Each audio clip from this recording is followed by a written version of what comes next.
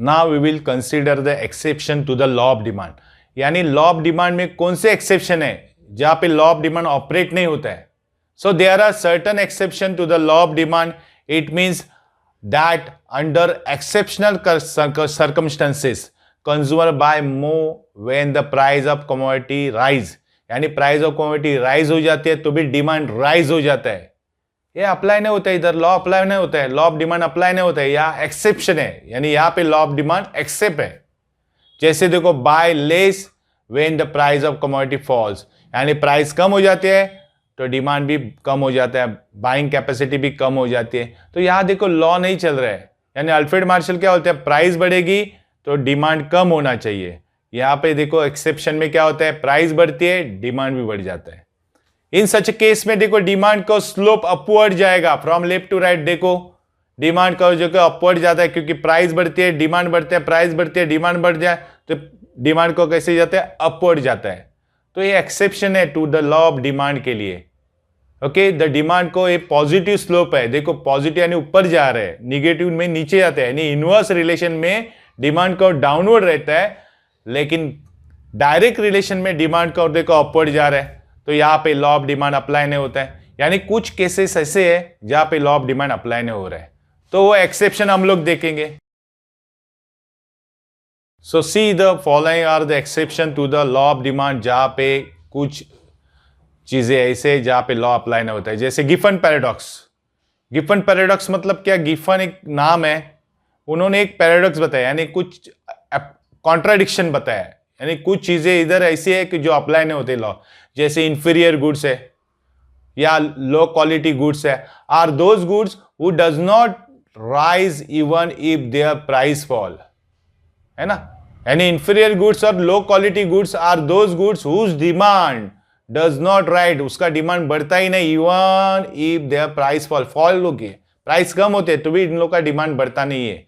ऐसे चीजों को गिफन गुड्स बोलते हैं या इंफीरियर गुड्स बोलते हैं या लो क्वालिटी गुड्स बोलते हैं। एट ए टाइम देखो demand decreases when the price of such commodity fall, यानी प्राइस कम होने के कारण डिमांड उसका डिक्रीज हो जाता है।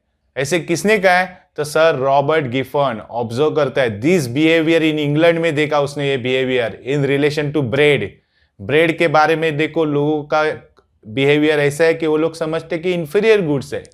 He noted that when the price of bread declined, यानी उसने नोटेड किया कि ब्रेड की प्राइस कम हो जाती है, डिक्लाइन हो जाती है, people did not buy more of, यानी पीपल वो ज्यादा बाय नहीं करते because of increase in their real income, यानी उनका रियल इनकम बढ़ते जा रहे हैं तो ब्रेड क्यों लेंगे। या परचेसिंग पावर उनकी बढ़ती जा रही है, परचेस करने की ताकत बढ़ेगी तो डेफिनेटली वो लो प्राइस गुड्स नहीं परचेस करेंगे।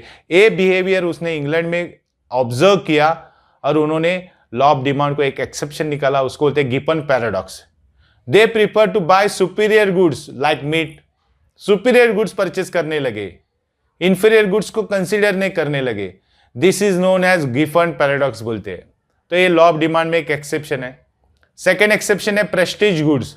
प्रेस्टीज यानी सुपीरियर गुड्स, जो एक्सपेंसिव गुड्स है लाइक डायमंड्स गोल्ड देखो आर स्टेटस सिंबल है, so rich people buy more of it. जो रिच लोग है वो ज्यादा खरीदी करते हैं even when their price are high, यानी उनका प्राइस हाई है फिर भी खरीदी करते हैं। खाली प्रेस्टीज यानी स्टेटस दिखाने के, सोसाइटी में हम लोग का इमेज दिखाने के लिए वो बाय करते हैं। तो इधर लॉ ऑफ डिमांड अप्लाई नहीं होता है। लॉ ऑफ डिमांड क्या बोलता है, हाई प्राइस लो डिमांड, और प्रेस्टीज गुड्स में देखो हाई प्राइस में हाई डिमांड है तो इधर लॉ अप्लाई नहीं होता है, ये एक्सेप्शन। नेक्स्ट एक्सेप्शन है स्पेकुलेशन। स्पेकुलेशन यानी क्या, तो law of demand does not hold true when the people expect करते यानी स्पेकुलेट करते हैं, यानी हम लोग जजमेंट लगाते हैं क्या प्राइस तो राइज होएगी स्टिल फर्दर, आगे भी प्राइस बढ़ेगी, ये हम लोग का स्पेकुलेशन है यानी अंदाज है।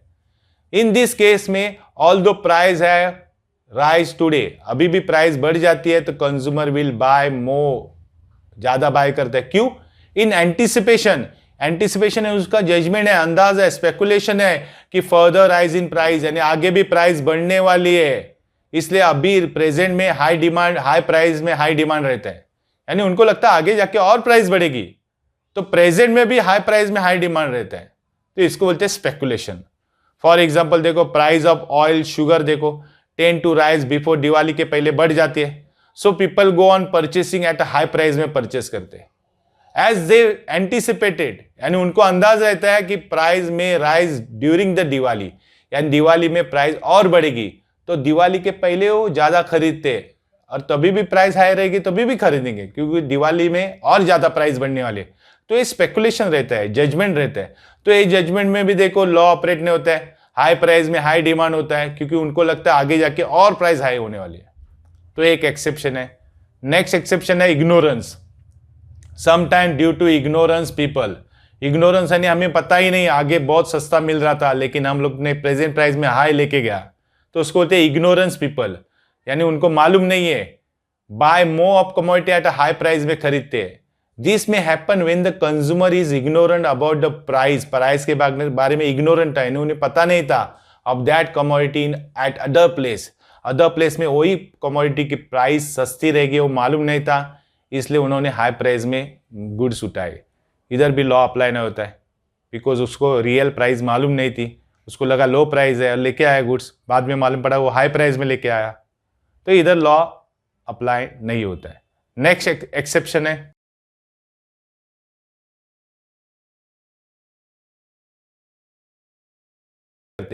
Due to habit of consumption certain goods like tea is purchase in required quantity even at a high price. High price में भी परचेज करते थे टी, क्योंकि टी की हैबिट रहती है, हैबिट के कारण भी कभी कभी प्राइस कंसीडर की नहीं जाती. तो ये लॉ को एक्सेप्शन है, लॉ ऑफ डिमांड को एक्सेप्शन है. लॉ ऑफ डिमांड बोलता है हाई प्राइस लो डिमांड, यहाँ पे हैबिचुअल गुड्स है जिधर हाई प्राइस में भी हाई डिमांड है. तो ये सब थे exception to the law of demand.